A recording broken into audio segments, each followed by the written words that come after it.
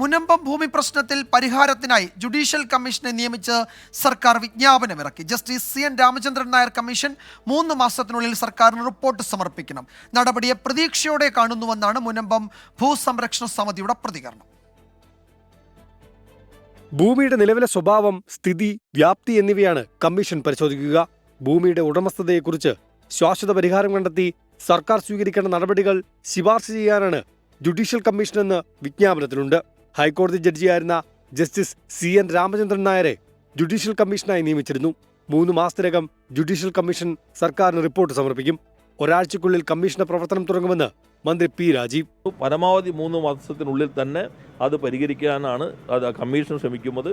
3 മാസത്തിനുള്ളിൽ തന്നെ ഇത് തീർപ്പാക്കണമെന്നതാണ് ഞങ്ങളുടെ ആഗ്രഹം.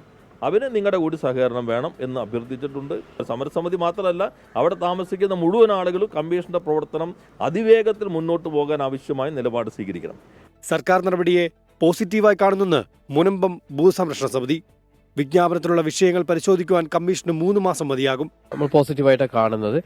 ഞങ്ങളുടെ സമരത്തിന്റെ വിജയത്തിന്റെ ആദ്യത്തെ സ്റ്റെപ്പായിട്ട് ഞങ്ങളിത് കാണുകയാണ്. കാരണം ഇനി നമുക്ക് എങ്ങനെ മുന്നോട്ട് പോകാമെന്നുള്ളത് നമുക്ക് തീരുമാനിക്കാനായിട്ട് സാധിക്കും. പിന്നെ ഇത് ഗവൺമെന്റ് സൈഡിൽ നിന്നാണെങ്കിലും ഒരു പോസിറ്റീവ് അപ്രോച്ചാണ്. അതോടുകൂടി നമുക്ക് ഈ പ്രശ്നത്തിന് ശാശ്വതമായ പരിഹാരം കണ്ടെത്താനായിട്ട് സാധിക്കുമെന്ന് ഞാൻ വിശ്വസിക്കുകയാണ്.